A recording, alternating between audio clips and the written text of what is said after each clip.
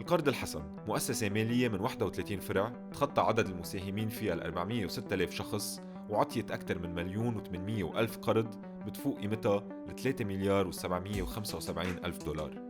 فتحت العيون على القرض الحسن بعد ما ركبت مكانات ATM بالضاحية الجنوبية، وانطرحت الأسئلة حول توسعها وتحولها لنظام مالي بديل بيملك دولارات كاش بعز أزمة الدولار، وبيشتغل بطريقة ما بتسمح فيها القوانين المصرفية اللبنانية.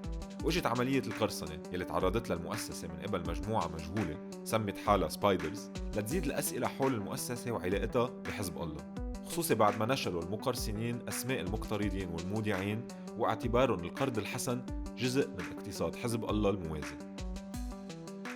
تأسست مؤسسة القرض الحسن سنة 1982، وهي بتحمل ترخيص جمعية مش مصرف ولا تعاونية مالية، بس عملياً صارت عم تشتغل كمؤسسة مالية بتقدم كل خدمات المصرف من حفظ الودايع لمنح القروض. بس القرض الحسن مثل ما اسمه بيوحي بيعطي القروض بلا فوائد، وبيعتمد بشكل أساسي على تدين المصاري مقابل رهونات مضمونة جداً مثل الذهب. الناس بتجيب ذهبياتها وبتاخد مقابلها قرض، وبس توفي القرض تسترجع الذهبيات من دون ما تكون دفعت شيء إضافي إلا عمولات بتنفرض على السندات والدفعات الشهرية. وبالمقابل تحصل القرض الحسن على الأموال اللي بتدينها من 3 مصادر أساسية. أولاً المساهمات، بتتلقى الجمعية مدخرات الناس مثل أي وديعة مصرفية، بس ما بتتسمى وديعة وما بتحصل على فوائد، بتتسمى مساهمات كأنه بتعاونية مالية، وبتقدم حل للناس يلي ما بتسمح لمعتقداتها الدينية بتلقي فوائد من المصارف. ثانياً الاشتراكات، بتسمح مؤسسة القرض الحسن كمان بدفع الاشتراكات الشهرية واللي بتقوم على فكرة ادخار مبالغ ثابتة كل شهر.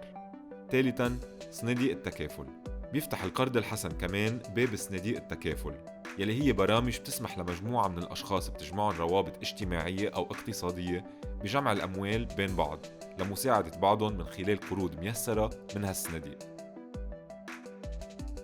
بعكس المصارف ما تورطت المؤسسة بالتوظيفات بمصرف لبنان ولا بسندات الخزينة، ولهيك ما تأثرت بالأزمة المالية الأخيرة يلي ضربت القطاع المصرفي. كمان قدرت القرض الحسن تتساهل مع أصحاب القروض المتأخرين بالدفع أو المش قادرين يدفعوا قروض الدولار بالدولار النقدي أو بالليرة حسب سعر صرف السوق السوداء، لأنها عارفة إنه قد ما تأخروا القروض مضمونة برهونات الذهب يلي ما بيخسر من قيمته، وهيك قدرت تحافظ على علاقتها بالمساهمين وبمحيطها. الإشكالية مش بنموذج القرض الحسن يلي هو نموذج بسيط وقريب من نماذج التعاونية المالية الموجودة برا. الإشكالية هي إنه النموذج المسموح للقرض الحسن ممنوع على باقي الناس بلبنان.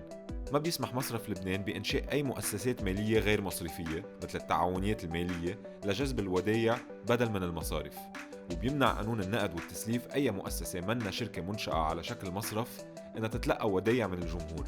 وبتكمل المديرية العامة للتعاونيات دور مصرف لبنان بهالمجال، وما عم تمنح رخص لإنشاء تعاونيات تسليف وادخار، رغم أنه قانون الجمعيات التعاونية بيسمح بإنشاء هالنوع من التعاونيات.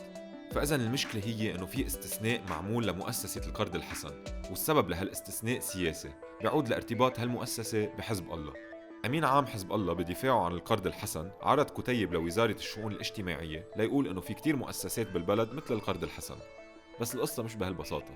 مؤسسات الأقراض يلي بكتيب الوزارة هي مؤسسات صغيرة بتقدم قروض بسيطة وما بتستقبل أموال الجمهور الواسع، واللي بيمنع أي حدا من أنه يعمل هالشي هو غياب الغطاء السياسي لتجاوز الحواجز القانونية والمؤسساتية يلي عم نحكي عنه. وضع حزب الله إيده على مؤسسة القرض الحسن بالتسعينات، وأمن لها الغطاء يلي بيسمح لها تلعب دور بيشبه دور المصارف بشكل غير قانوني، وبيتهم خصوم حزب الله إنه الحزب بيستخدم هالمؤسسة لتمويل نفسه بطرق ملتوية. ده هي عمدة حزب الله ولا شيء، حزب الله بيدعمها، حزب الله بيساعدها، حزب الله بيحميها. بس هالاتهام حتى لو كان حقيقي ما بيشكل الدور الأساسي اللي بتلعبه القرض الحسن بالنسبة لحزب الله. بالواقع بيستفيد الحزب من المؤسسة لتقديم الخدمات المالية لمناصرينه مثل القروض والقدرة على سحب الدولار كاش بعز الأزمة المصرفية القاسية بالبلد، وبظل العقوبات يلي بتطال الحزب ومؤسساته. قادر حزب الله بهالطريقة يضل حامي السلطة يلي عم بتحمل كل اللبنانيين نتيجة أفعالها من خلال الأزمة المالية الحالية، وقت فاصل الحزب نموذجه المالي عن نظام البلد ومحصن من آثار انهياره. بيتكرر هالنمط بالأمن والتعليم والصحة وغيرها من المجالات من خلال مؤسسات حزب الله يلي بتأمن منظومة بديلة عن الدولة وبتجنبوا ضربات الانهيار يلي شارك الحزب بالوصول له.